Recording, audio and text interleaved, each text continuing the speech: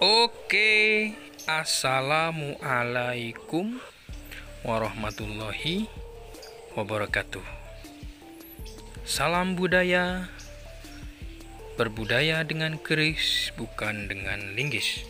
Teman-teman sekalian, di sore hari ini setelah Valentine, setelah banjir, jadi di Nganjuk ini ada musibah, teman-teman. Ada musibah, mari kita doakan bersama.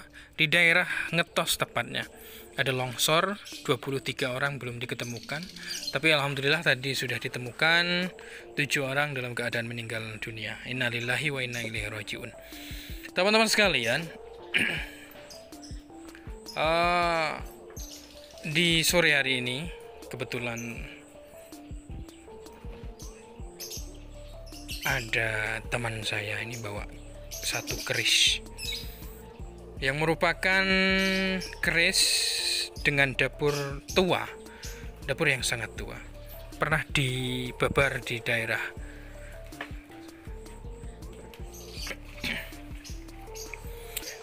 pada zaman era Mataram kuno. Banyak dibabar, banyak dibuat, yaitu Betok Kabudan. Pada era Singosari pun banyak dibabar, sehingga pada era-era berikutnya timbul yasan atau duplikasi atau peniruan pakem. Pada era Mataram pun ada, dan juga pada era Pajajaran pun banyak. Nah, ini akan menjadi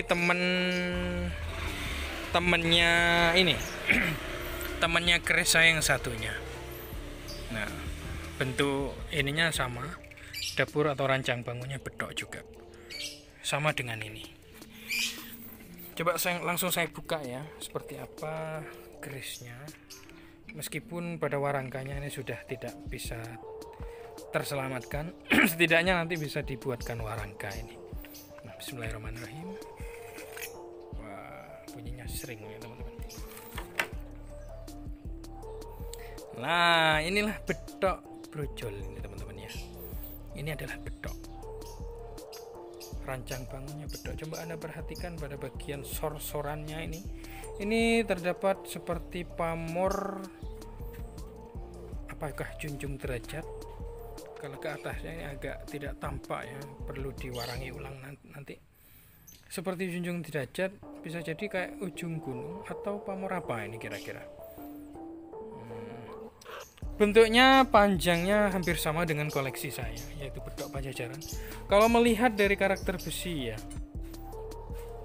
karakter besi ini masuknya pada era-era Pajajaran. Hampir sama dengan Betok-Betok Madura atau keris-keris Madura. Melihat besinya hampir sama.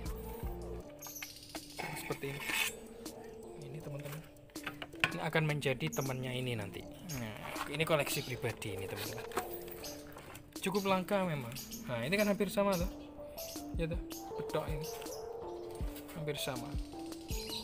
Nah, ini pertemuan terfantastis di hari ini nih. Ini termasuk fantastis ini. Coba Anda perhatikan pada bagian sor-soran sampai ke atas teman-teman. Yang melihat dari karakter atau gestur besi ini kayaknya masuk Pajajaran ya teman-teman. Tinggal melihat bagaimana pamornya nanti. Meskipun ditemukan dalam keadaan mengenaskan pada bagian warangkanya, namun tidak pada kerisnya. Kerisnya terselamatkan, bahkan pamornya ini terlihat begitu masih sangat deling. Ya mudah-mudahan nanti ketika sudah diwarangi akan deling teman-teman sekalian. Jadi ini bukan Betok Singosari ya, bukan Betok Kabudan, bukan. Meskipun yang menjadi maestro atau masterpiece Betok itu era Kabudan, yaitu Mataram kuno, dan juga Singosari.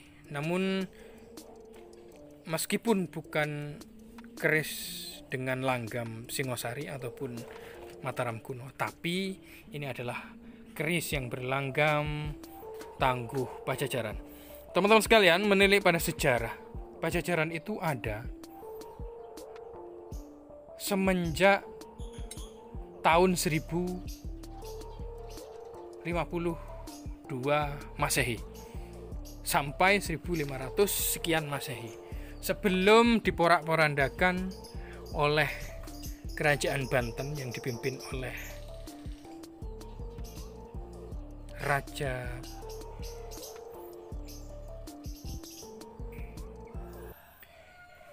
sebelum runtuh oleh Raja Banten.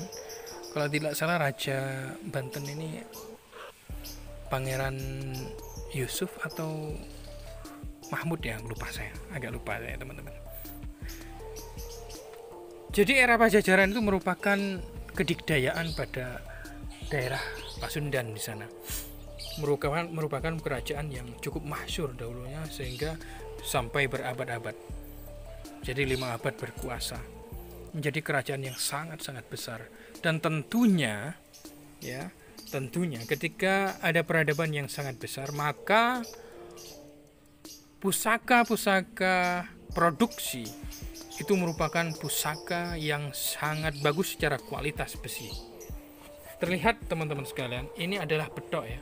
Bedok itu menjadi primadona loh ya, menjadi masterpiece, menjadi buruan di kalangan pageris-pageris di Nuswantara ini. Bedok Pajajaran yang ada di depan Anda ini bisa juga untuk dijadikan sebagai tindih, teman-teman. Tindih itu adalah penetralisir pada aura-aura negatif pada keris-keris lainnya. Tapi tidak dengan pusaka ini ya, maksudnya kemungkinan ini tidak akan dimahar ini. Kemungkinan bisa jadi iya, bisa jadi tidak nanti.